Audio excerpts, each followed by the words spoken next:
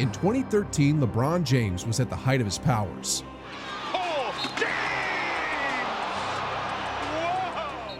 At the same time, Carmelo Anthony was mounting his own campaign. Shot clock to 3. Anthony, yes! And then out west, Kobe Bryant was pushing for one more run at the top, still carrying the Lakers on his shoulders. This was the NBA in 2013. A league where a 20-point lead meant the game was over, where defenses guarded the paint first and the three-point line second, where stars lived in the mid-range. But then, out of nowhere, this happened. Down the lane, Steph backs up for a 3. Steph Curry springs free. His 3 on the way. And 3. And 2. His 3. He's fouled.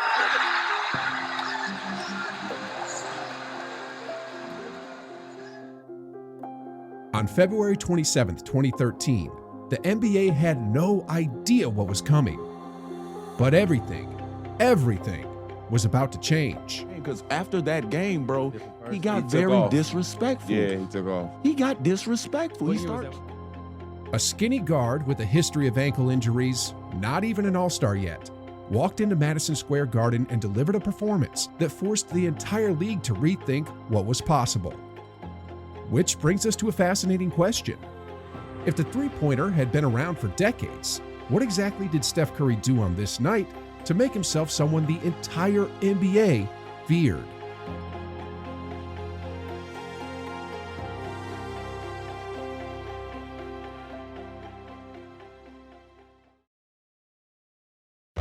I'm excited to team up with today's sponsor, DraftKings. They just launched Pick 6, a super simple way to play daily fantasy. You just pick 2 to 6 players, choose more or less on their stats, and you're in. The best part? For new DraftKings Pick 6 customers, when you play just $5, you'll get $50 in bonus picks. That's 10 times the action instantly. All you have to do is download the DraftKings Pick 6 app and use the code HoopReports when you sign up. Again, that's code HoopReports. Play $5+, get $50 in bonus picks. Because this time, you're not just watching basketball, you're in the game. It did bother me. There was just so much build-up to selection day about how I was for sure on the team. That's how Steph Curry felt after being left off the All-Star team in January of 2013. Then, not long after that snub, on February 26th, he found himself in the middle of a scuffle with the Indiana Pacers. He stepped in to defend a teammate, but instead was shoved to the floor, not once, but twice, like he didn't belong with the big boys. Then, to make matters even worse, the league handed him a $35,000 fine for that incident. And when you zoom out, the picture wasn't much brighter. After missing most of the previous season with ankle injuries, this was still his reputation around the league. Talented, but fragile and unproven. But there was no time to linger on the negativity, because in less than 24 hours, Curry was scheduled to step onto the floor at Madison Square Garden, the mecca of basketball, to face a scoring champion in his prime, Carmelo Anthony, and the best Knicks team New York had assembled in over a decade. It was the spotlight of all spotlights, and for Curry, the only chance he'd get that year to perform in the Garden. But the climb was steep. Golden State would be missing 3 key teammates before the game had even begun. F it. If there was ever a moment for Steph Curry to mutter those words, it was during that opening quarter. Imagine one of those nights where you need things to go your way, but nothing seems to work. That was Curry in the first 12 minutes. He tried to spark himself with a few highlight plays, but nothing landed. Meanwhile, on the other end, he was stuck watching a Knicks dunk fest. How many times are they going to run that one? The Warriors looked ready for a blowout loss, and with David Lee suspended, the weight of leadership fell squarely on Curry's shoulders. But after one quarter, all he had to show was 4 measly points. Nobody was fearing Steph Curry in that first frame. But the next 36 minutes were about to change everything. Have you ever heard of the phrase, shooters only need one to go in? Well, that's exactly what happened here. Curry sank the technical free throw, and suddenly, the rim looked like an ocean. It started with him walking down his defender and draining a cold-blooded three right in front of his face.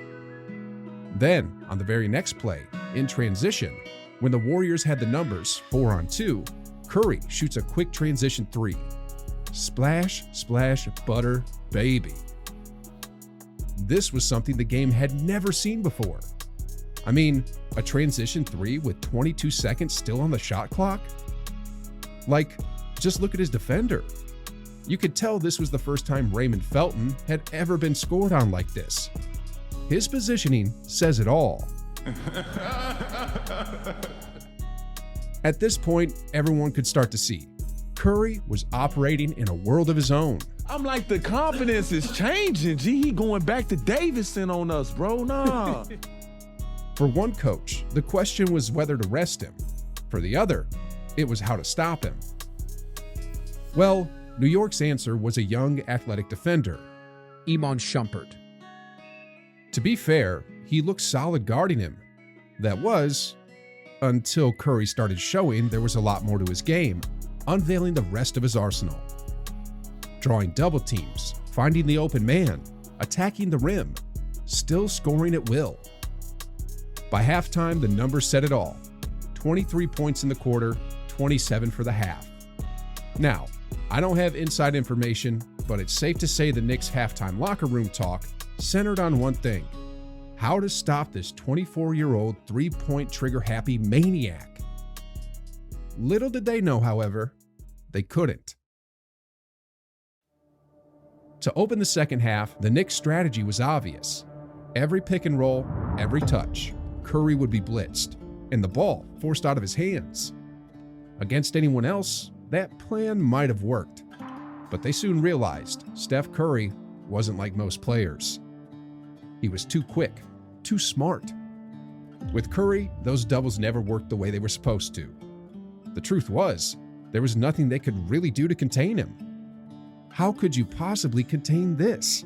The Warriors have connected on 14 of the last 16, make that 15 of 17.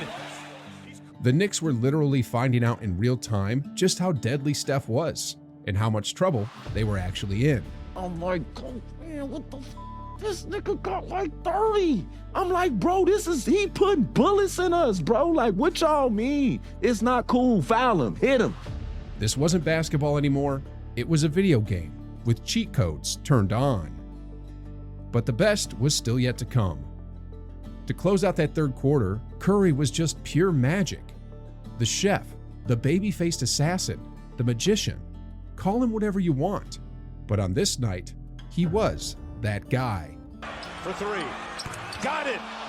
What a night for Steph Curry. Look closely at Raymond Felton's reaction after this shot. Hands up, eyes wide, almost laughing in disbelief, as if to say, what am I supposed to do? You feel me? I'm like, he doing the shit that we was like, you can't do that in the league. He started doing it. I'm not. Even after halftime, after the Knicks had the chance to regroup, adjust, and scheme up a plan, Curry kept shredding them. Their strategy didn't matter, their doubles didn't matter, their crowd didn't matter. Against this 24-year-old sharpshooter, they were having a midlife crisis. Before we knew it, the man had 50 and the Garden was cheering for him. I say they cheering for him. I was sick, bro. Light-skinned man. To start the fourth quarter, the Knicks showed the only way they thought they could guard him: by holding him. But even that didn't matter. Curry kept proving there was nothing they could do. He was pulling up from 30 feet away, with 19 seconds still left on the shot clock. Shots no one in the league had ever dared to take, let alone make. He was falling and shit. Oh no, bro. Now he talking to the crowd. He pointing at fans. Look at the Knicks coach's face after watching that bomb drop. Look at the bench, shaking their heads, wide-eyed, like, is this really happening? Curry was operating on another planet and playing a style of basketball no one had ever witnessed before. Guy is hot. Curry for three. Wow! Unbelievable! Making it rain in New York.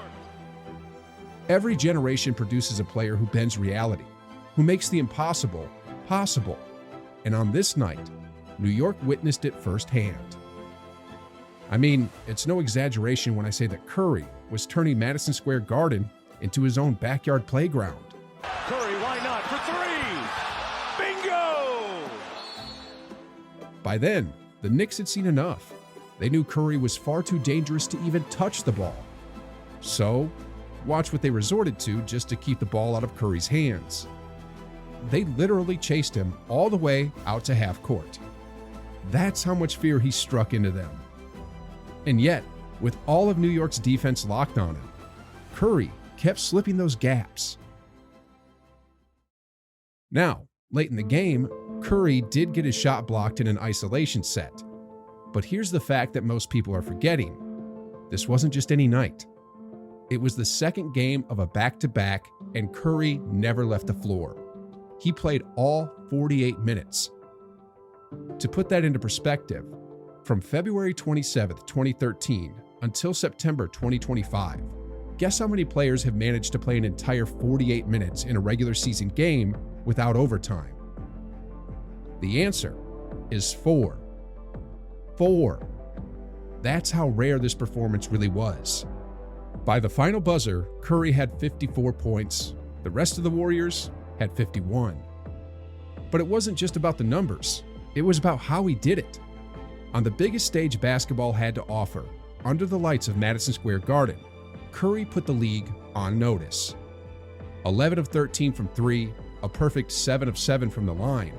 Unstoppable from outside, inevitable inside. That night, a storm was forming. It was still in its early stages, but everyone could feel it coming.